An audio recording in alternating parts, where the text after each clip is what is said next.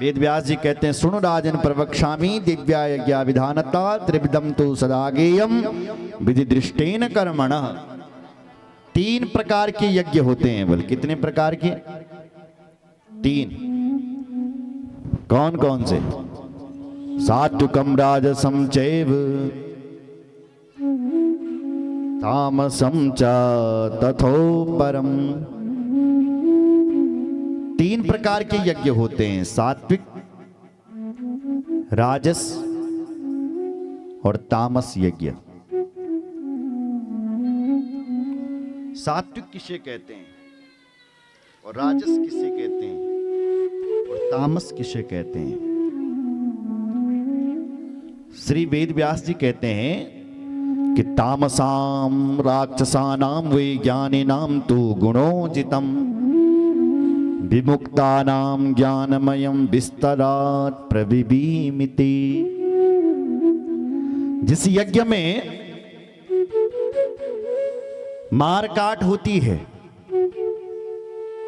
ऐसे यज्ञ को बल तामस यज्ञ कहा गया है। तामस यज्ञ। कोई देवता मांगने लगियों, कोई कुछ मांग रहा है, उन खतरी होने लगी न बनते तो तय यज्ञ बोल तामस यज्ञ बुलाना। जहां लड़ाई झगड़ा मार काट हो रही है वो तामस यज्ञ है। जिस यज्ञ में दिखावा होता है कि फलाने ने किया मैं भी करूंगा, जहां दिखावा होता है ऐसे यज्ञ को राजस यज्ञ कहा गया है।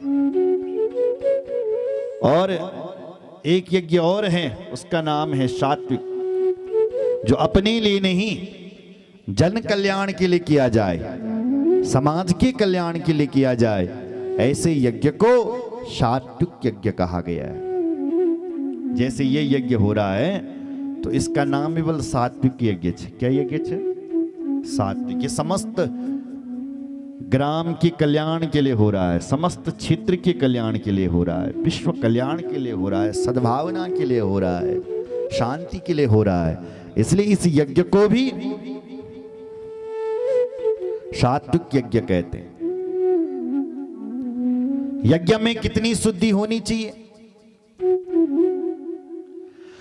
द्रव्य शुद्धि, क्रिया शुद्धि। पीछे आवाज आ रही है क्या कि सो रहे हैं पीछे वाले? बोलो जय श्री राम। जो सोए होंगे उनको पता ही नहीं है कि 3 यज्ञ बता दिए। यज्ञ में कितनी शुद्धि होनी चाहिए? द्रव्य शुद्धि, क्रिया शुद्धि, मंत्र शुद्धि च भूमिपा भवेत् यदि तदा पूर्णं फलं भवति नान्यथा। फलं भवति नान्यथा। यज्ञ में द्रव्य शुद्धि ही। यज्ञ करवाना है बोला आपने तो उसके लिए सबसे पहले पैसा शुद्ध चंदमाता हूं सज्जनों। द्रव्य पैसा। अच्छा, पैसा शुद्ध कब होता है? जब हमारा धन दशांश दान जाता है तब बल हमारो धन शुद्ध हो जाता। अगर आप दिन की 1000 रुपए कमा रहे हैं तो उसमें से 100 रुपए का दान दे दो, ये दशांश हो गया। सुन रहे हो? दशांश नहीं दे सकते हो तो 5 अंश दे दो, 2 ही दे दो, पर दान जरूर देना है। दान देने से बल धन मा धन घटुद ना बढ़दू छे बढ़दू। क्या होंदो? घटता नहीं है, बढ़ता है। इसलिए दान देते रहना है। बोलो जय श्री राम। और जो लोग धर्म के लिए खर्च नहीं करते हैं उनका पैसा तीसरी पीढ़ी में जाकर के बर्बाद हो जाता है। सुन रहे हो? इसलिए धर्म के लिए, यज्ञ के लिए सबसे पहले देना चाहिए, कोई कमी ना होती। देखो सुनो, धन में कमी कब आती है? जब हमारा धन दुर्व्यसनों में खर्च होता है, तब वल धन मां कमी होती। जब भगवान ते धन खर्च वणो तब तो आना होता है मां कमी, तब तो खूब बढ़ और बढ़। और तीर्थ क्षेत्रम सदा कार्यम स्नान दान जपादिकम, कथा में, तीर्थ में, मंदिर में कुछ ना कुछ देते रहना चाहिए। सदा कार्य भगवान को नौ चेंदू या कहते जपियो। एक तो बात न कहने का थमा, दूसरी बात शाणु ना का थमा, केवल कथा सुननी है। और कथा समझ में ना होनी तो जप कौन बल, जप करना है। बोलो जय श्री राम। तो दशांश यज्ञ द्रव्य शुद्धि। दूसरी बात क्रिया शुद्धि, जो आप क्रिया कर रहे हो वो भी शुद्ध तरीके से होनी चाहिए। मंत्र शुद्धि, और उसके बाद भूमि शुद्धि। भूमि भी अशुद्ध है, इसलिए गाय के गोबर को लेप करके इस भूमि को शुद्ध करें, तब जाकर के इस भूमि पर बल यज्ञ करवाना चाहिए। बोलो भक्त वत्सल भगवान की जय। सामग्री, वनस्पतियां सब देवी के यज्ञ में चढ़ाई जाती है। हवन कुंड, कुंड के भीतर ही हवन होता है।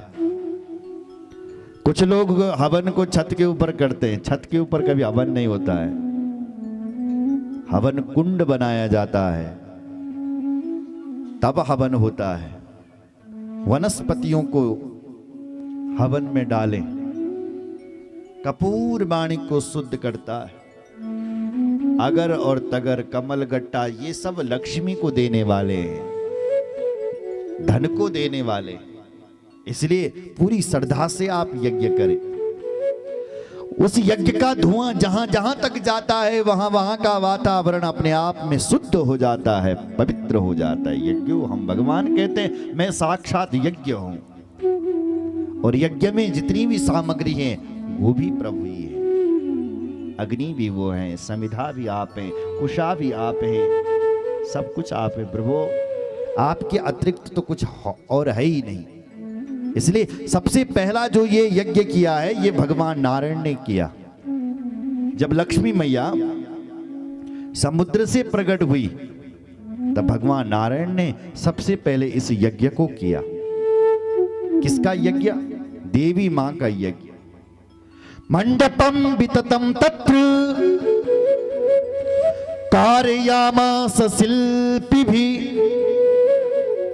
ऋतुजो वरयामास सप्तविंशति सुभृतान। यज्ञाचार्यों को बुलाया, शिल्पियों द्वारा भगवान ने सुंदर मंडप बनाया, अग्नि की स्थापना की और उसके बाद देवी मां के नामों की देवी का यज्ञ किया। मां भगवती के मंत्रों द्वारा देवी को आहुति दी गई और 9 दिनों तक ये यज्ञ चला महाराज। 9वें दिन अष्टमी की रात्रि में वो भगवती अर्धरात्रि में भगवान नारायण के सामने प्रकट हो गई। बोलो लक्ष्मी नारायण भगवान की जय, जगदम्बा मैया जय। मां बोली, हे नारायण, हम तुमसे प्रसन्न हैं, वरदान मांगो, क्या चाहिए? भगवान कहते हैं, मां आप प्रसन्न हैं इसीलिए ये किया है, कुछ चाहिए थोड़ी नहीं हमें। फिर भी मां ने कहा, आपने मेरी प्रसन्नता के लिए यज्ञ किया है ना, तो जाओ, मैं तुम्हें आशीर्वाद देती हूं कि तुम्हारे धरती पर बहुत सारे अवतार होंगे। ऐसी भगवती बोली। भविष्यति धरायां वे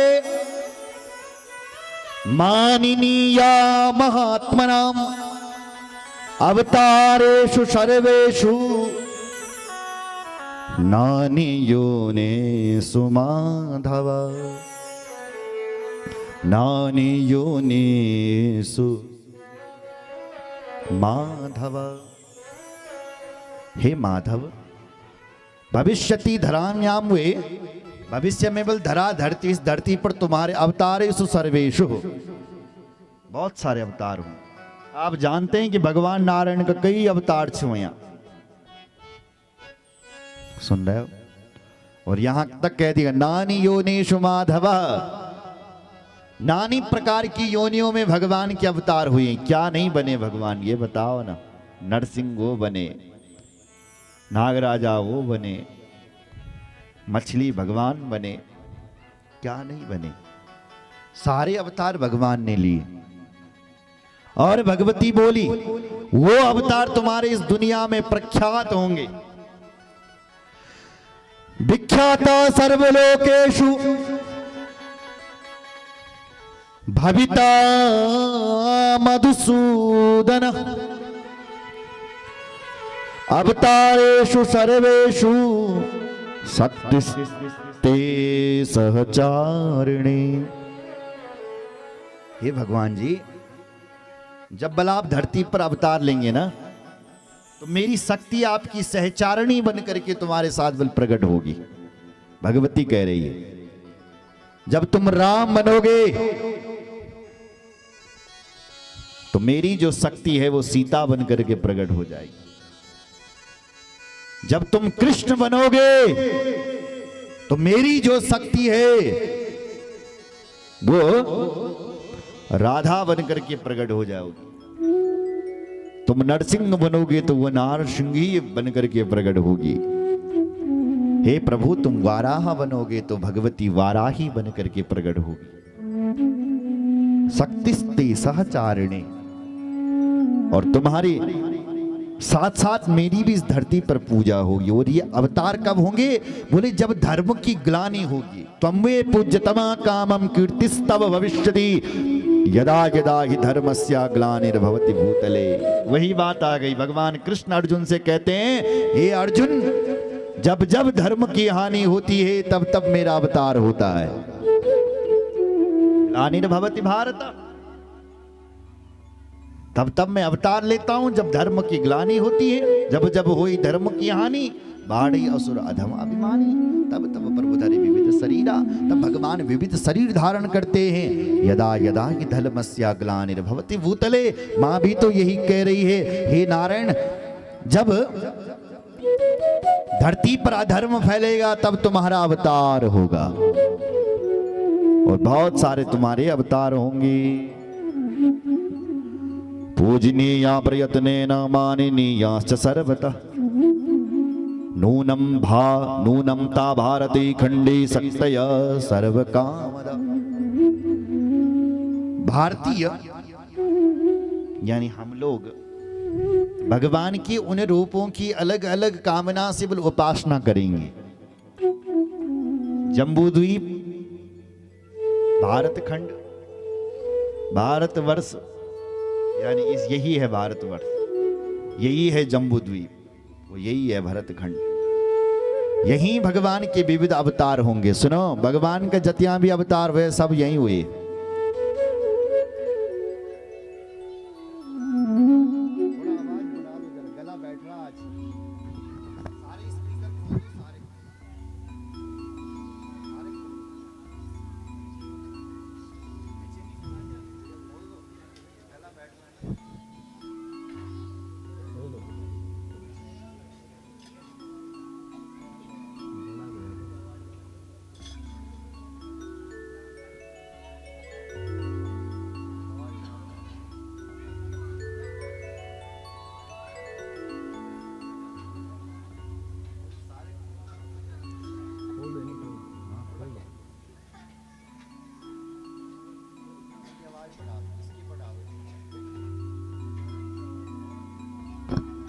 बोलो भक्त वत्सल भगवान की जय।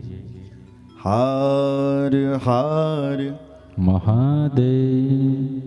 तो भगवती ने भगवान को ऐसे वरदान दे रखे हैं, इसलिए भगवान नारायण की विविध अवतार होंगे। आपने शिव पुराण सुना है? शिव पुराण में भगवान शंकर ने भगवान नारायण को वरदान दिए कि धरती पर तुम्हारे बहुत सारे अवतार होंगे, क्योंकि हे भगवान नारायण तुमने सत्य भाषण किया है। काय का किया? शिवलिंग का। और ब्रह्मा जी ने गलत भाषण किया था। ब्रह्मा जी ने झूठ बोला, मैंने शिवलिंग का पता लगा दिया, लेकिन भगवान नारायण ने सत्य बोला कि मैंने शिवलिंग का पता नहीं लगाया। तब भगवान शिवजी इस प्रसन्न हुए और भगवान शिवजी ने कहा, हे नारायण तुम सत्य कह रहे हो, सही बोल रहे हो, तुमने इस लिंग का पता नहीं लगाया, तुम सत्य भाषण कर रहे हो। मैं तुम्हें वरदान देता हूं कि जाओ तुम्हारे धरती पर बहुत सारे अवतार होंगे। 50 कोटि विस्तीर्णम भूमंडलांतर्गते है। इस धरती की दूरी है बल 50 करोड़ योजन की। एक योजन 12 किलोमीटर का होता है। तो धरती की देवता भगवान शंकर हैं। तो भगवान शंकर ने कहा, ये जो मेरी धरती है 50 करोड़ योजन की, उस धरती पर ही नारायण तुम्हारे विविध अवतार होंगे। इसलिए भगवान के विविध अवतार होते हैं। बोलो भक्त वत्सल भगवान की जय। हर हर महादेव। तो आगे कन्या पूजन का वर्णन किया गया है, क्योंकि